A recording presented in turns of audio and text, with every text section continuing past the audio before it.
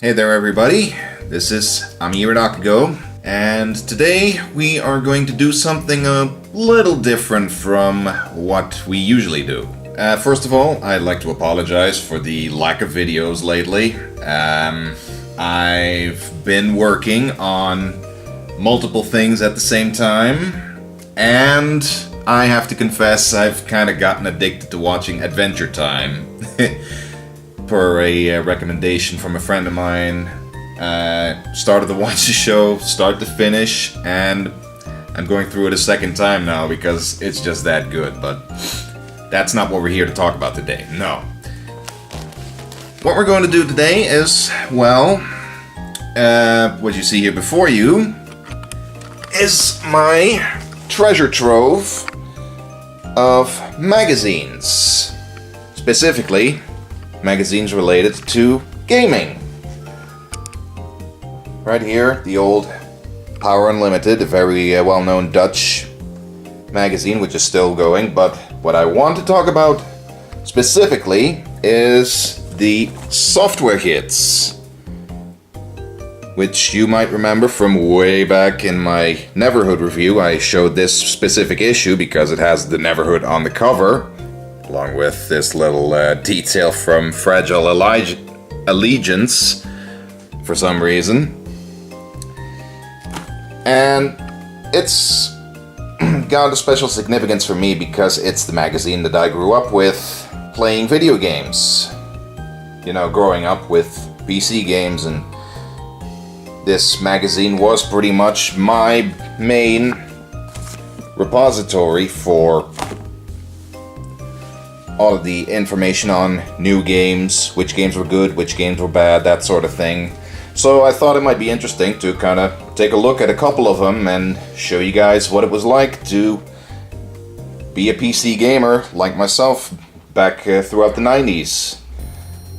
The thing is, this magazine ran from 1990, I want to say, to 1998, for a total of 52 issues. They released them once every 2 months, which isn't that much, and they were kind of eccentric in a couple of ways, as you can probably tell from that bit of information. Like, they didn't really focus a whole lot on the big games. Like, there were a lot of big games that they kind of never reviewed, kind of skipped over, never talked about. Like, you'd think way back in 1997, 98, they'd be talking all about StarCraft and the like, but for whatever reason they never covered that.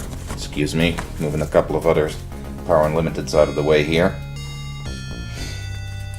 So it's kind of because of that I kind of had a liking for all the more obscure games and all that, because they tended to focus more on that kind of thing.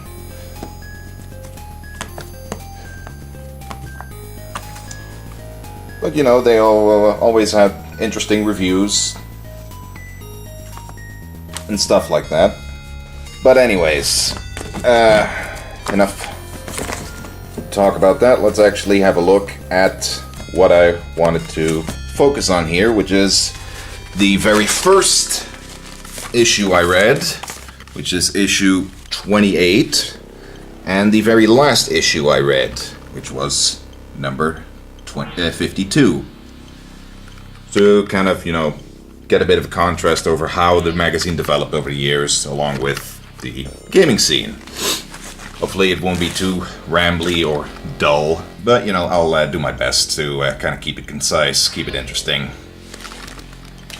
So, right here we have the basic cover. Not a very impressive logo, but, you know, it was recognizable, I suppose.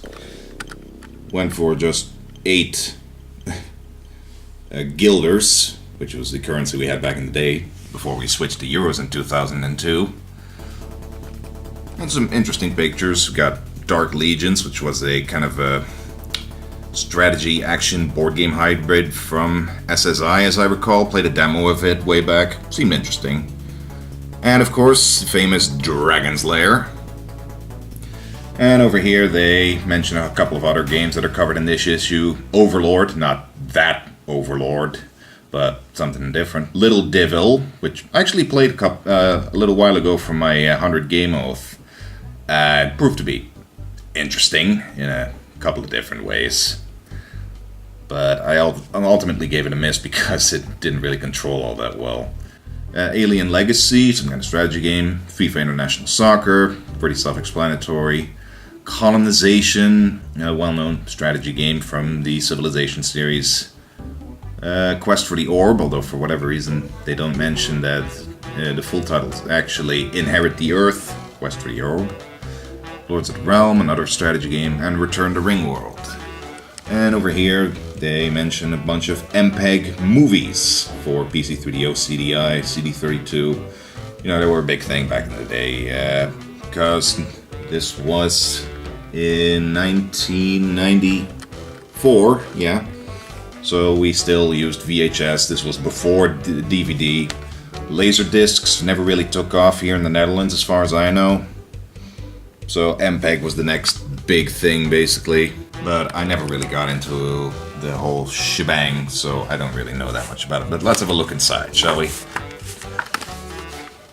Right here, advertisement for Apogee software, where you can get a subscription to get a floppy disk every month with new shareware Apogee games. Seems interesting. I actually played a lot of Apogee games back in the day, but they always came on the shareware CD-ROMs that I used to buy. So it's interesting that they actually have a service to have these kind of things delivered to you.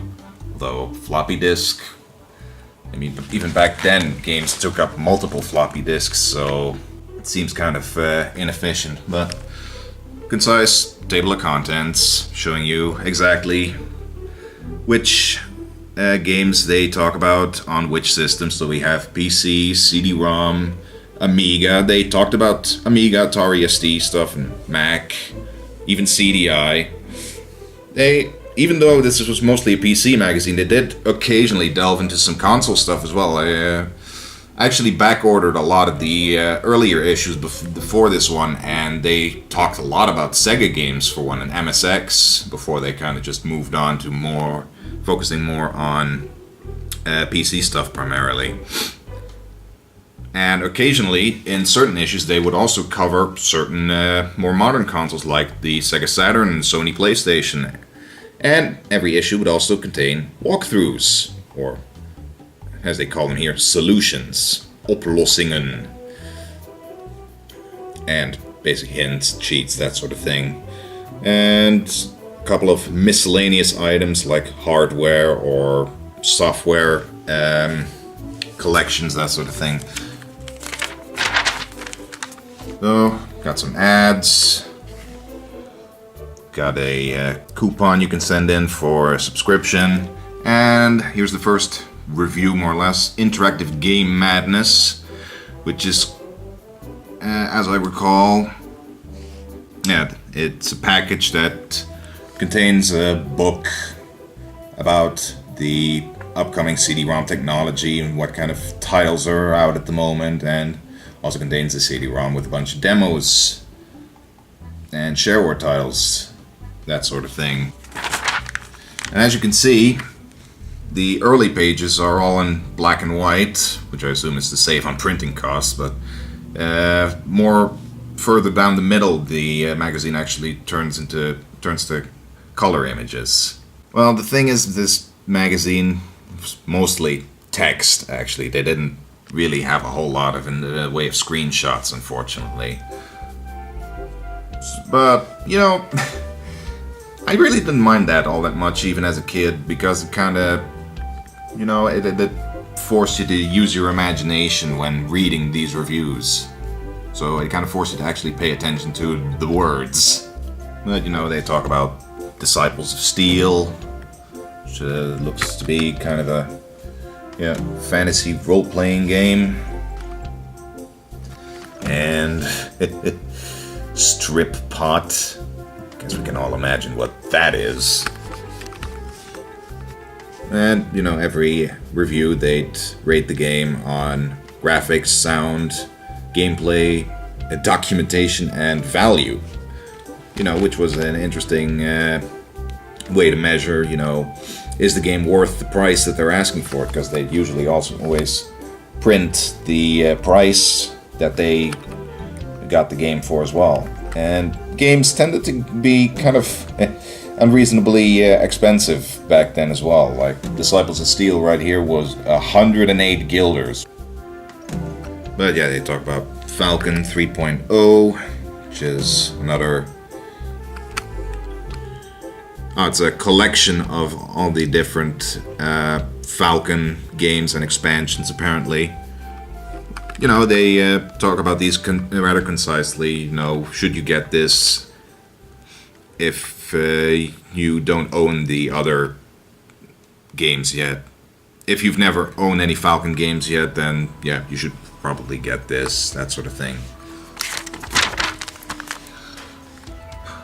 And here's something interesting, as I recall, which is actually exclusive to the Netherlands, actually a Dutch game called Whiz Quiz, which is apparently some kind of trivia game. And the interesting thing is, as they just tell here, it actually comes with this controller, which is like a buzzer that you know, hit to answer questions. So everyone can sit around the computer, and when they want to answer a question, they hit the buzzer and they get to answer it. So that sounds kind of neat.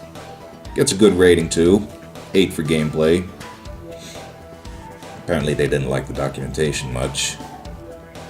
They reviewed a joystick, the Thrustmaster Weapons Control System Mark II. And a very detailed description of how it works, all the software it comes with. We get some ads for different software retailers. And you see a lot of classic titles among here, of course, that were available at the time. You get stuff like Beneath the Steel Sky, Battle Isle, Alone in the Dark, Doom, Inherit the Earth, King's Quest, Leech of Larry, Mad Dog McCree, etc. Yeah, reading all these ads as a kid was interesting because, of course, I'd never owned that many games myself, so I would just kind of read these ads and think to myself how awesome it would be to own all of these games if I actually had the money for them. And here's a nice little listing of all the previous issues of Software Hits that you could actually back order from the publisher, and they describe exactly which issues contain reviews for which games. So that's cool, along with walkthroughs and whatnot. But, you know, I never made use of this myself back in the day. I actually ordered all of the previous issues that I never owned through a Dutch site called Marktplaats, which is kind of like the Dutch equivalent of eBay, kind of an auction site, or just a site where people can put things up for sale, that sort of thing. And as mentioned, there's Litil Divil. Got a bunch of tiny ass screenshots there, but you know, it definitely piqued my interest back in the day, talking about the story and the gameplay. Oh, and almost forgot, right here they actually give you a bunch of cheat codes, which is pretty useful.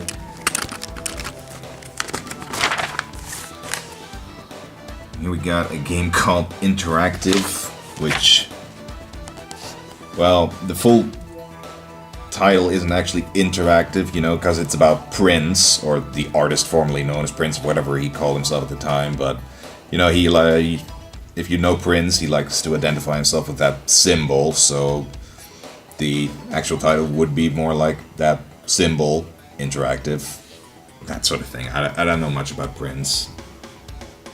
But apparently it's some kind of some kind of, you know, interactive CD-ROM multimedia thing about Prince, or whatever he called himself at the time. You know, it looks kind of like Myst or something. I don't know. Seems like an interesting curiosity for Prince fans then. And Dark Legions, which I recall, yeah, you kind of move characters around on a on a board, basically kind of a checkerboard grid, and when two opposing characters meet, they fight kind of in a top-down action game, and the objective is to capture the enemy's orb. You know, just looking at these screenshots really gets me back in the mood for some of these old games, looking at the graphics, or just these awesome little pictures here of all the different characters that are available in the game, and then this awesome little victory screen. Yeah, top class. They apparently really liked this game. They gave it a 10 out of 10. 10 out of 10! From some of the reviews in this, I do kind of get the impression that they either praise games too much or too little. Like, they were kind of wowed by some of the new developments, sometimes even if the game itself wasn't maybe not that fun to play, like we'll see later on. Talking about a bunch of CD-ROM re-releases like Leisure Suit Larry 6, Police Quest 4. Not particularly fond of that game, but they seem to like it well enough. Give it a 7 out of 10 for gameplay. Simon the Sorcerer. Another game I'm kind of meh about, but not as much as Police Quest, because unlike Police Quest, this was actually kind of fun. Police Quest, to me, is just really dry and boring, especially the fourth one. But, you know, different strokes for different folks. I'm sure there are people out there who actually enjoyed it. But, you know, Larry's more kind of my style. Good laughs. Just wacky fun. Even if I'm not that hot on the kind of adult humor that the Larry series contains. But, you know, nostalgia plays a part in that as well, because I played the original Larry games a lot as a kid. Yeah, as a kid. That didn't adversely affect my growth or anything. Here's where they talk about another interesting bit of hardware, the Games Master keyboard, which is apparently a special keyboard that you can get different overlays for and, you know, adjust to your liking for different kind of games. Like they have apparently a special overlay for Aces of the Pacific by Dynamics. It's a classic flight sim from back in the day. Cool stuff. Return to Ringworld, sequel to Tsunami Media's original Ringworld Revenge of the Patriarch, which I actually played on my Twitch TV back then, and it completely bewildered me with all of the terminology from Larry Niffin's books and whatnot. This goes completely unexplained if you're not familiar with the original stories. And from what I hear, this game is kind of in the same vein. You know, it continues the story from the first game, has the same characters and such. So, you know, but, you know, a little more advanced since they had pre-rendered graphics, whereas the original game was all pixel art. I was kind of like this weird image of all the characters standing lined up like that, like they're, I don't know, posing for a picture or something at some kind of ceremony. I don't know if that's what's actually going on in the game or not. I've never played it myself, of course. And then we come upon the bane of my childhood existence. The King's Quest collection. Yeah, believe it or not, I actually wasn't that big of a King's Quest fan as a kid. Which I may or may not have talked about in the past, because I was scared to death of them because of the death scenes in some of them. But, you know, it's cool. They talk about all the stuff that the Collector's Edition contains, all of the 6 games that were out at the time. This was before King's Quest 7, which didn't come out until 1995, I believe. Oh, and they also talk a little bit about some of the other Sierra collections that were out at the time. Space Quest, and some others that were coming up apparently. Quest for Glory, Police Quest, World of Flight Simulators, which contains apparently a whole lot of demos for different flight sims that were around at the time, and some stock photography of airplanes and whatnot, which they provided some screenshots of over here. But 89 guilders for something like that. It seems pretty hefty. Tetris Classic. You know, everyone loves Tetris. And the Even More Incredible Machine. Classic puzzle game by Dynamics, which I really enjoyed as a kid. Though I never really got into this version. Like, as a kid, I mostly played the very first game and The Incredible Machine 2. And when I actually picked up the Even More Incredible Machine, which was kind of an expansion of the first game, at some kind of computer convention way back. But to me, it just kind of seemed like it was pretty much the same game as the first, with a couple of elements from the upcoming second Incredible Machine kind of shoehorned in. It kind of fell out of place in this game to me. But, you know, I guess I was kind of spoiled because I played the second game before I played this one. So by the time I got around to playing this one, it just seemed kind of dated to me. And here we have Inherit the Earth. One really big screenshot here and two really tiny ones over here, which I guess illustrates the game fairly well. But, you know, the thing with this magazine as well was, I noticed over the years, they didn't really use a lot of stock screenshots. They kind of mostly tried taking their screenshots themselves, which I guess is admirable, you know. There were actually programs that allowed you to do this for DOS way back, that you kind of loaded into memory and allowed you to take screenshots using a key combination while inside a certain program, but it used up some extra memory, so could kind of affect the game's performance or whatnot. But I also noticed sometimes that the software that the people who made the magazine used would actually have shareware logos in it, because they used an unregistered version of whatever screen capture software they were using. So that always kind of came off as kind of unprofessional, but you know, they tried.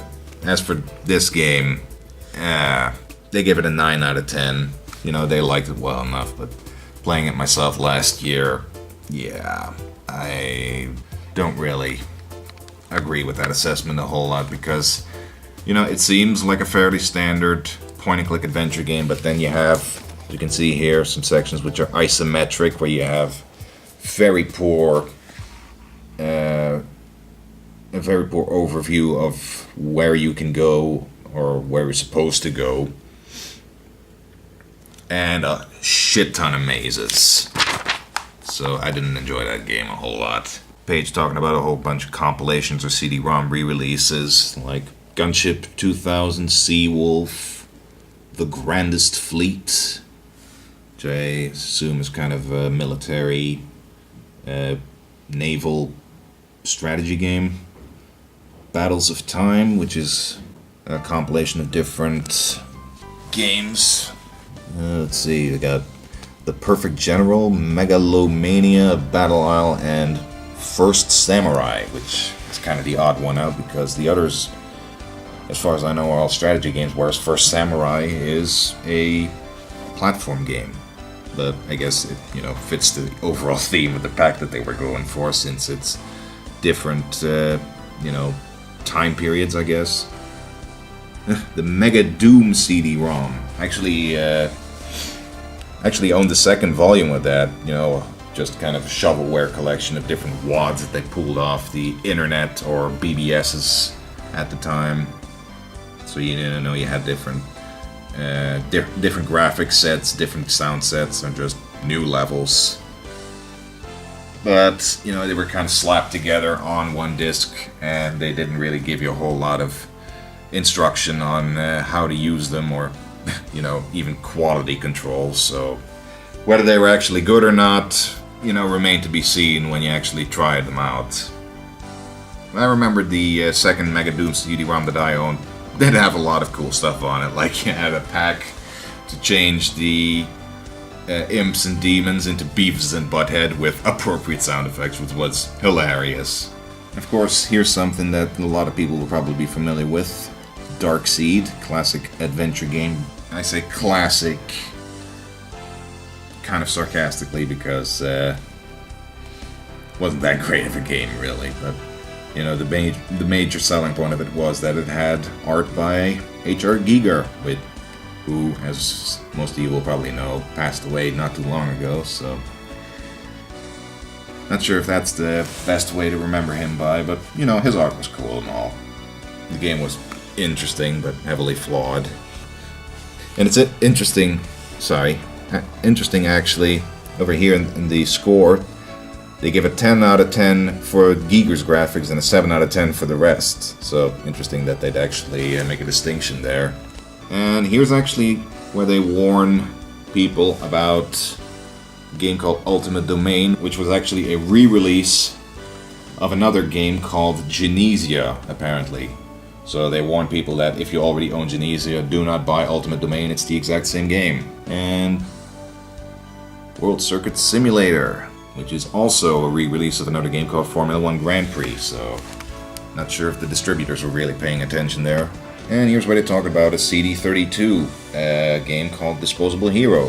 For those of you who don't know, back in the day when the Amiga was still around, they kind of tried breaking into the console market with the CD32, which was a disc-based system instead of the Amiga, you know, being a more a basic home computer. And the CD32 was primarily focused on games, whereas the Amiga itself, you know, it wasn't all about games. It could support a wide range of different applications and hardware. And here's what they're saying, that Disposable Hero is good after all. Because apparently in a previous issue they reviewed another version of this game where they, you know, didn't like it much. So the distributor actually apparently gave them a call and sent them this version. And it turns out that the version that they reviewed previously was like a unfinished version or whatever. Or even a demo, apparently, from what they're saying here. So yeah, they re-reviewed the version that the distributor sent them this time, and they actually liked it better. Shanghai 2, which was a mahjong game, you know, match up stones to take them off the pile and try to get rid of the entire pile. Basic stuff.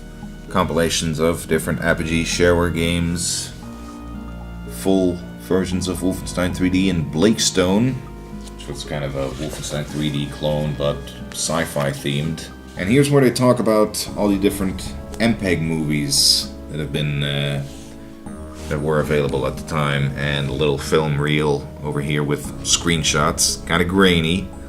Some short descriptions of all the different movies that were available. The Last Unicorn, and Aladdin and the Wonder Lamp, which is apparently not the same movie as Disney's Aladdin, which they also point out here, so people don't accidentally get the two confused. And some MPEG games like Dragon's Lair and Dragon's Lair 2, which they actually both give a 9 out of 10 for gameplay, inexplicably.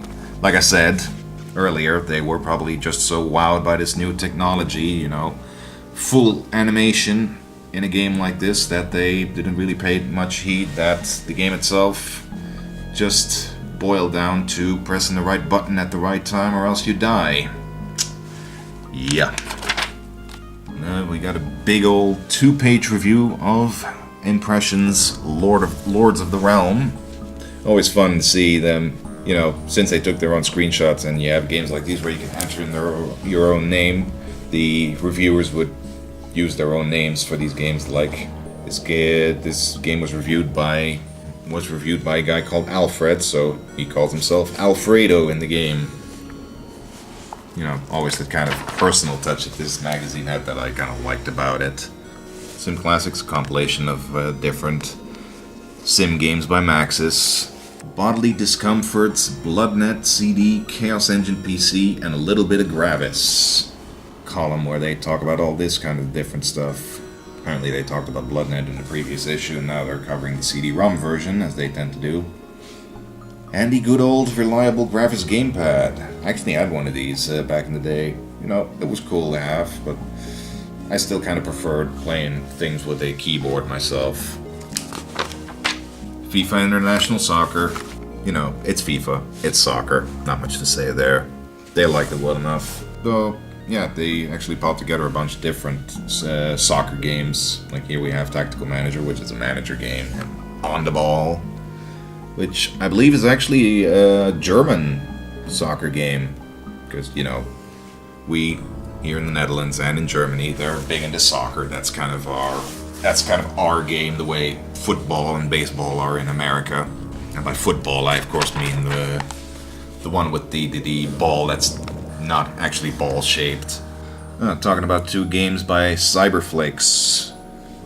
I'm kind of trying to remember what other games they made, but yeah, Jump Raven and Lunicus, which were kind of these primitive action games from the Windows 3.1 era.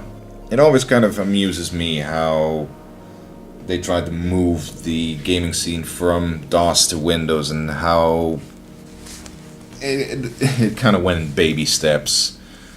When you have these, you know, DOS games, all of these different classics, and when you switch to Windows, it was all this kind of, you know, high-res, multimedia, but it came off as kind of clunky and stilted, or just, you know, forgettable, like FMV stuff like Critical Path and whatnot. My foot is sleeping. Every time I look at this picture, the first thing I think of is Thunderbirds, because of that ship over there. It looks just like Thunderbird 2. And brr, creepy insect guy.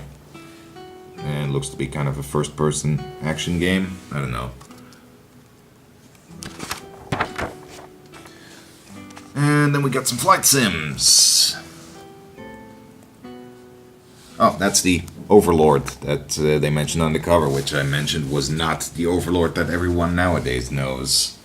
Yeah, I never really paid much attention to these kinds of games because I wasn't into them at the time, and I still really am not, unfortunately. Looks to be another CD-ROM re-release, or a compilation of two different games, apparently. Heimdall 2 by Core Design, the guys who would go on to make the original Tomb Raider. Kind of an isometric action RPG-ish kind of thing. Here's a game that followers of Half-Blind Gamer will probably be familiar with, Demo's Quest. Which kind of looks kind of like a Chips Challenge kind of puzzle game for the CDI, which I wasn't into because I never owned a CDI, though I was vaguely interested in back in the day because uncle of mine actually owned one, and you know, I'd occasionally play it when I was over at his house. But what's actually interesting, they reviewed Litil Divil, the CDI version right here, which actually apparently contains some FMVs that were missing in the PC version, or were left out. I don't know.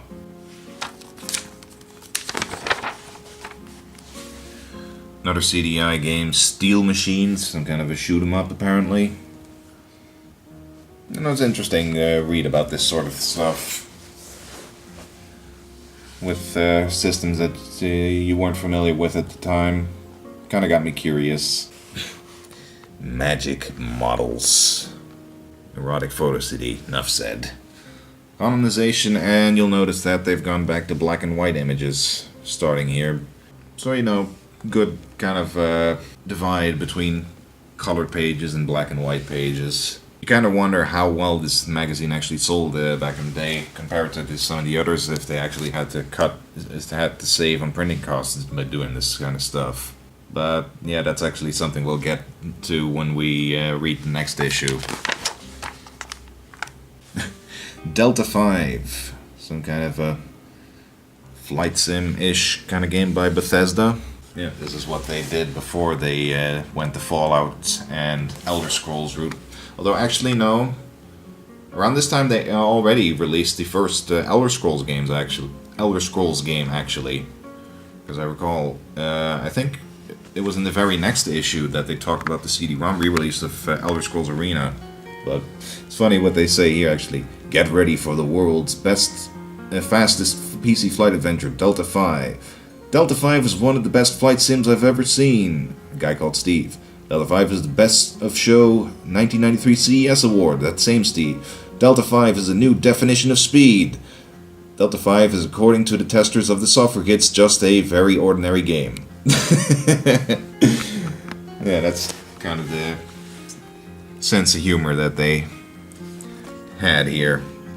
And ultimately they give it a 7 out of 10. You know, slightly above average, I guess. Alien Legacy, 9 out of 10. I can't believe I haven't actually mentioned this before, but right here you'll notice that they actually give all of the system requirements for each game, which is helpful to, you know, help you figure out if you can actually run a certain game on your system back in the day, which was especially important for us because our system at the time wasn't exactly up to date yet. So I was always getting really goddamn annoyed whenever a game required like 8 megabytes of RAM, because we only had 4 up until a certain point when my dad finally saw fit for us to upgrade. International Tennis Open, Gambler's Paradise, stuff that's not really worth talking about. And another software retailer that supplied a lot of the games for the reviewers of this magazine, DNS Software. Yeah. And then we get a full walkthrough for Inherit the Earth Quest for the Orb, which they reviewed in the same issue, as you will recall. So that's cool that they supplied a lot of walkthroughs in this game, which were quite helpful for us as well. And then you have, you know, advertisements. You know, people offer games for sale or for trade for PC, Macintosh, Amiga. Or, right here, they even ask help with certain games that they're stuck in. So that's cool. And more advertisements, blah blah blah. And in the back, get a nice advertisement for the Falcon Gold collection that was reviewed in this same issue. And Homesoft actually released a lot of these different games with Dutch packaging and Dutch manuals back in the day, so that was cool. So yeah, that's the first issue that I wanted to talk about right here. Pretty basic, but you know, has a nostalgic value for me, fun to read through. But I'm gonna go take a little break. When we come back, we're gonna look at issue 52, the final issue, see what has changed over the years. Welcome back, everybody. I hope you've all had a chance to recover from the motion sickness that my camera work in the first part undoubtedly gave you all. Because now we're ready for round 2, but before we go on, there's actually one little thing I wanted to touch upon that I forgot to talk about before, which is these, the hint books that Software Gids published, and it's actually a compilation of all the different walkthroughs and hints and cheats from the various issues in 3 very useful little booklets that you could order separately from the publisher. And these were actually really damn useful back in the day, before the internet and GameFAQs and all that. Just open them up and you had walkthroughs for all sorts of games, like Rise of the Dragon, Lost Files of Sherlock Holmes, and they had cheat codes and hex edits, passwords, and I'm trying to look around. Sometimes they had, yeah, maps for Eye of the Beholder 2, stuff like that. So really comprehensive, really cool.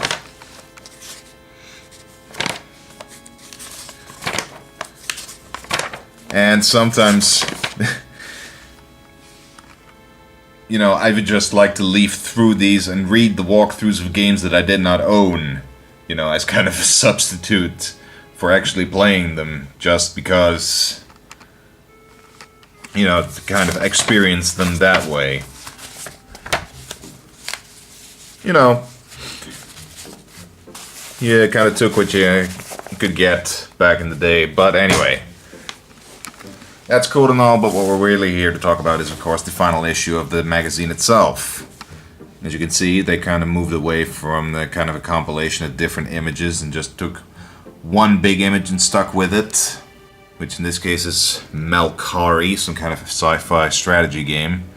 And aside from that, they also talk about Conflict Free Space, Tribal Rage, Jet Fighter Full-Burn War Games, Total Air War, and there's walkthroughs for Monster Mix, aka Creature Crunch. It was released in full Dutch over here.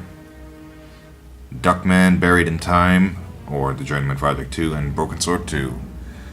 And the Phoenix 3D Accelerator card. And it looks like a Voodoo Banshee chipset, actually. Because, you know, this was 1998, and so 3D gaming, as in polygonal graphics, was on the rise, and 3D cards and all that were big business. And, of course, we'll start up with some ads for games that were actually released completely in Dutch, like VOC, about the East India Trading Company, actually. Big Game Hunter, Zilla Mania, based on the familiar Japanese Godzilla movies. Fight against evil Godzilla clones that are causing havoc. Zilla Mania is ideal for lovers of a good shoot-'em-up adventure with lots of violence and blood. Yeah, and no big surprise that that game sucked balls, at least from what little I've heard about it. And here's one that I'm sure the Russian viewers should be familiar with. Gag, kind of a, you know, adult comedy adventure game thing. Get the familiar table of contents once again. It's a bit more concise than before because, you know, it's the final issue. They didn't have that many games left to review, I guess. And here's the big, you know, goodbye letter to all the faithful readers, where they talk about, you know, they didn't sell enough, they couldn't get enough advertisers to pay for the costs of making the magazine, and they kind of blame themselves for sticking to, you know, too small a demographic by focusing on stuff like RPGs, strategy games, flight sims, war games, adventures. And, you know, they thank everybody for sticking with the magazine over all the years, and apparently they recommend a English magazine called Computer Game Strategy Plus to all the people who want to read more stuff like this one. That's cool, I guess. I actually remember when the magazine ended, one of the reviewers, called Jocelyn, actually continued her own site online where she did more reviews for a couple of years for adventure games and RPGs and stuff like that. Yep, got some more ads for Microsoft Books, Symantec Utilities. Oh, a couple of games here as well. Hey, wow, Rainbow Six. That takes me back. Oh, and here's actually an ad for Hint Book 5. There were actually 2 more hint books after the original 3, but for whatever reason we never bought those, so yeah. Oh, and here is actually what I was talking about earlier, Monster Mix, or as it's called in English, Creature Crunch. Kind of a obscure little comedy cartoon adventure game. Seems to me like they took all of these screenshots from just the intro and not the game itself. Because if you look at the cover, you know, the game is about some kid who gets turned into a monster. So yeah. I actually own the game myself, and it's on my to playlist for the foreseeable future, so let's see if I actually end up liking it or not. Oh, here's actually Cabela's Big Game Hunter that they included in the ad in the first page. We're not shooting aliens for a change. That's what they say right there. But in the end, it only gets a 6 out of 10, though they give it an 8 out of 10 for simulation. Apparently that's a new criteria that they added to the score in the end. Oh, and they also added an extra score for multiplayer. If a game actually has it, which in this case it doesn't. Ah, actually remember they released a lot of these kind of compilations of demos based on a different theme, like here, hunting games. I actually had one of these called Sci-Fi Games, which obviously contained demos for a lot of sci-fi games. Kind of escapes me what games exactly were on there. Oh, wait, here it is. What a coincidence. Yeah, it contains Max, the first Max. Here's a review of Max 2, which was a sci-fi turn-based strategy game. Also contains Albion, Cyberstorm, Jedi Knight 2, Dark Forces 2, Jedi Knight actually, Nihilist, Hellbender, Machine Hunter, Archimedean Dynasty, Chief Police Descent 2. Strange that I don't recall a lot of these, but I'm guessing it might have to do with the fact that at the time my computer wasn't capable of actually running a lot of these. I was still playing a lot of DOS games instead. This was all Windows 95 stuff. Ooh, Microsoft Revenge of Arcade. Compilation of different Namco arcade games. Looks interesting, but you know, nowadays we got MAME. This was an interesting alternative from way before the emulator scene really took off. Conflict Free Space, really beloved sci-fi flight sim from what I've heard. Sort of based on the Descent games, but not really. It was released as Descent Free Space, but it didn't really have a lot to do with those games except for the title.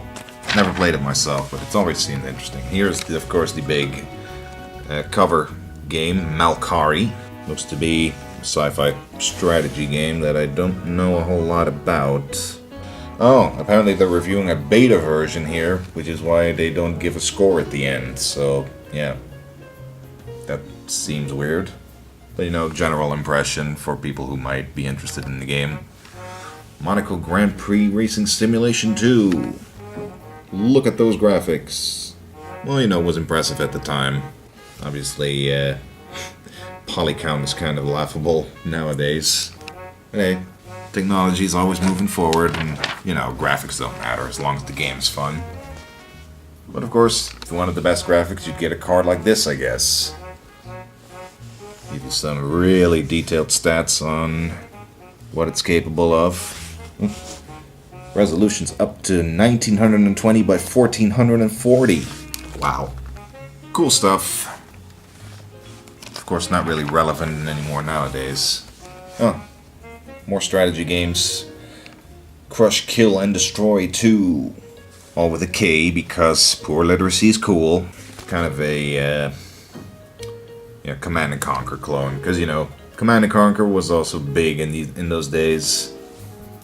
Here we got Rhea, Face the Unknown.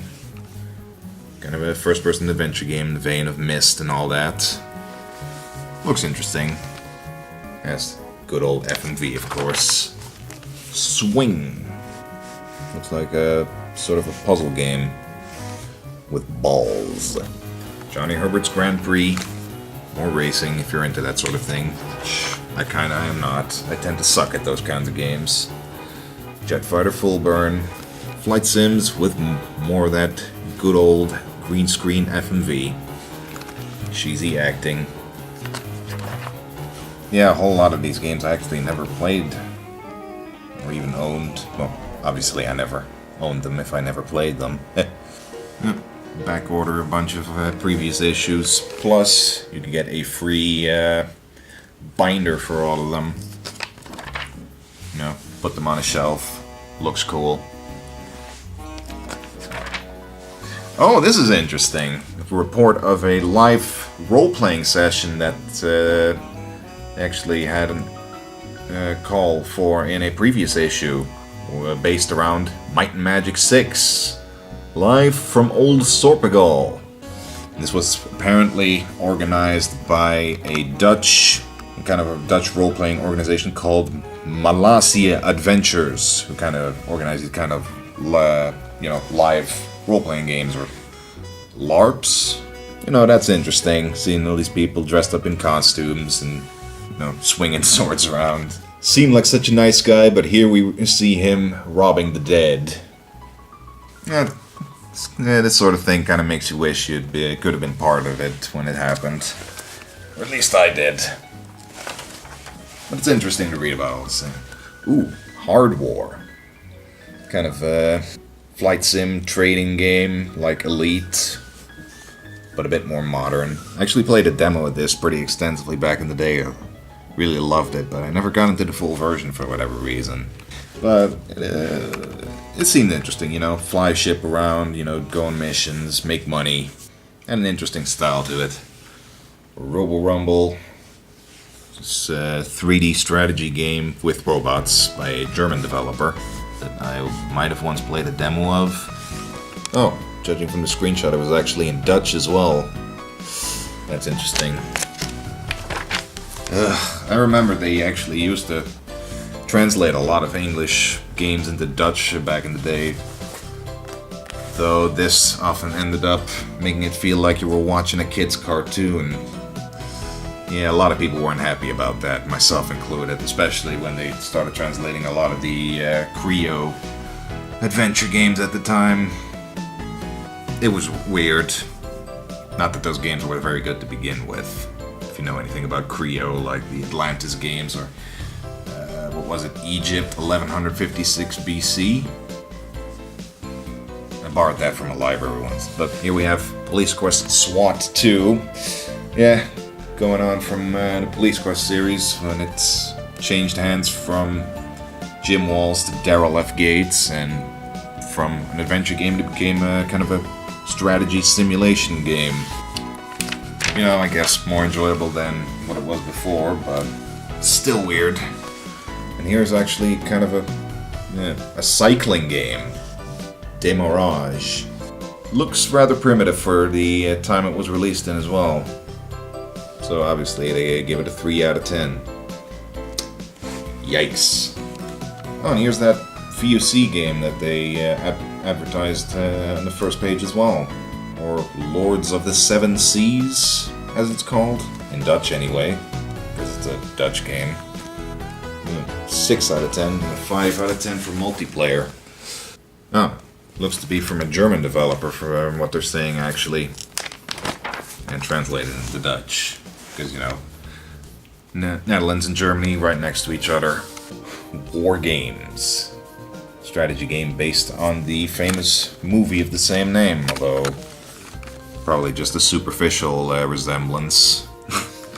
And this actually start off the review with kind of a rambling thing going on about the Tower of Babel and how people have been fighting war because of different ideologies, different languages, and, soccer clubs and hooligans fighting each other as well. I don't know what they're going on about. And Tribal Rage. Strategy game about tribes in a post-apocalyptic future fighting each other or something like that.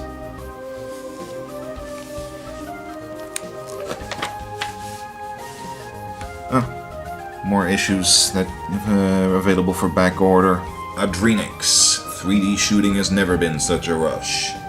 Sort of a Descent-esque game, from what I recall. Look at those pixelated textures. Review continues on the next page, but with no screenshots. Kind of a shame.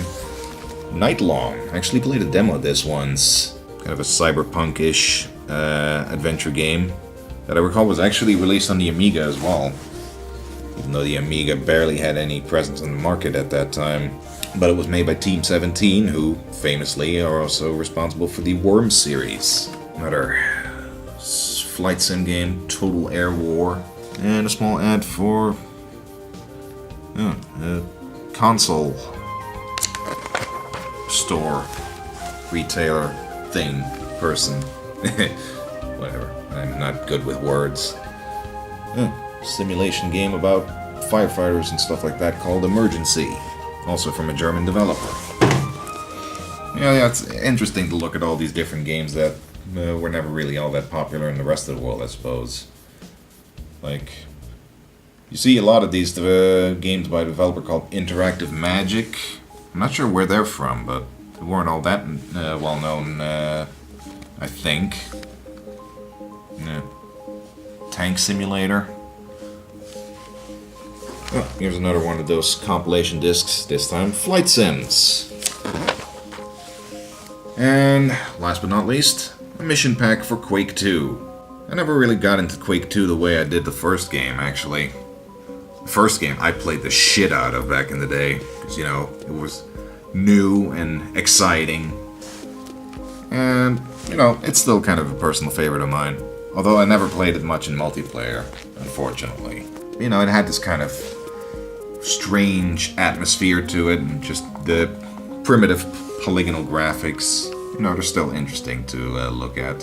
And I recall they never actually did a full review of Quake 2. They just kind of had a small preview in one issue talking about the demo or whatnot. So that's another case of how they kind of ignored the mainstream and focused more on the obscure stuff.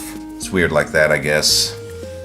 Full walkthrough for Journeyman Project 2, buried in time. Actually tried playing that quite some time ago, and I wasn't really thrilled with it. It kind of bored me, just wandering through the same locations, completely barren of any people or whatnot. Not my thing. Some hints for F-22 Raptor, cheat codes, software, another walkthrough for Broken Sword 2, which is another game that I've yet to play, but I've heard really good things about it, and I remember liking the first game, though I played that a long time ago. And more issues on back order, and more advertisements from people wanting to sell trade games, blah blah blah. And of course we have to end things on a advertisement for video cards, 3D accelerators, blah blah blah. The Monster 3D2 Sports Pack comes packaged with World Cup 98 and Formula 197. So yeah, that's cool. So, I guess that wraps up this rambling little rapid overview of one of my childhood memories. Hope you found it interesting to go through this. Yeah, I didn't really have a whole lot to talk about, but, you know, hopefully this will, hopefully you found it entertaining, and I promise the other videos are still being worked on as we speak, so you can all look forward to those. But in the meantime, thanks for watching, and we'll be seeing each other out there somewhere. Goodbye for now.